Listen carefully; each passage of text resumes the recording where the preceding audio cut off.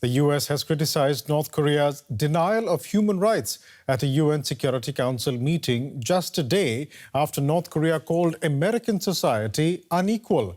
Those comments appearing in an official statement carried by the North's KCNA news agency, attributed purportedly to detained US soldier Travis King. King is suspected of having crossed into North Korea deliberately while on a civilian tour of the Joint Security Area, the militarized border between North and South Korea. That happened a month back. The communication from KCNA is the first public admission from North Korea that King is in their custody.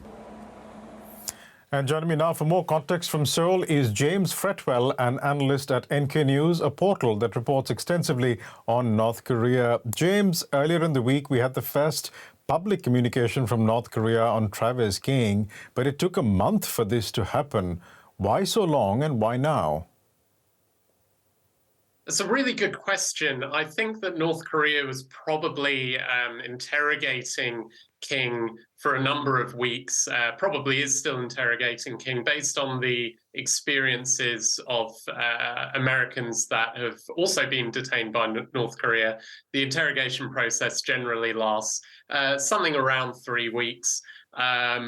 But why did North Korea release a statement on King, even though it says that the investigation is still ongoing? I think that might be because of the United Nations Security Council meeting on North Korean human rights that just wrapped up recently, actually. North Korea issued the statement ahead of that. This was the first UNSC meeting on North Korean human rights since 2017.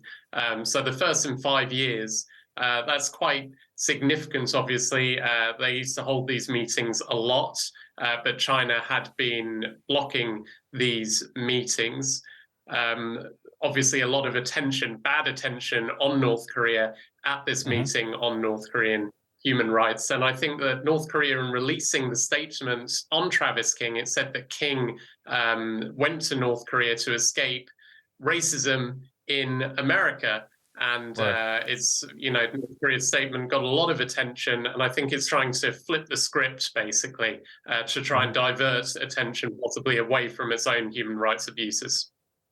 Overall, do you think North Korea views Travis King as an asset or a liability? That's another really good question. It's difficult to tell. It could view King as a liability because he's not the first American soldier to defect he wouldn't be the first to defect if he has indeed decided to stay in North Korea. A number of American soldiers also went to North Korea during the Cold War. They were used for propaganda. They appeared in a lot of propaganda films playing the roles of evil Americans. But it was also very difficult for North Korea to take in these Americans because they involved a lot of monitoring and other such efforts to maintain them. But, the big difference between Travis King and the other American soldiers that might make him more useful to North Korea is the fact that he is African American. He's Black.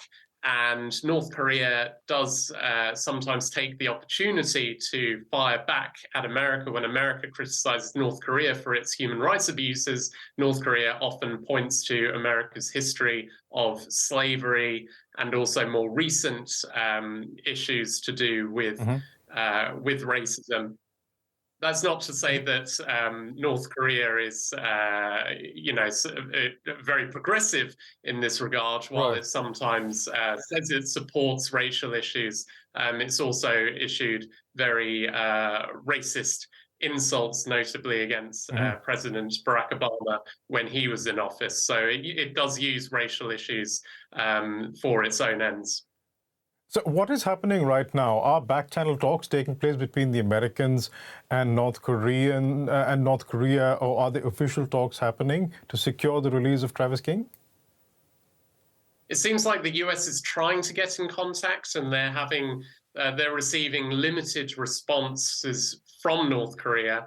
But we've got to remember that relations are exceptionally poor between the US and North Korea at the moment. There's an upcoming trilateral summit between leaders Joe Biden, Yoon Suk-yeol, and Japanese Prime Minister Kishida in the US at Camp David. And there's also really big upcoming US-South Korea joint military drills. It seems like North Korea might be preparing another intercontinental ballistic missile launch in response to these drills. So tensions are going to continue rising. There's not really that much contact between the two sides. And that's going to make securing Travis King's release a lot more difficult. We'll leave it there for the time being, but thank you so much for joining us today. James Fretfeld from Seoul.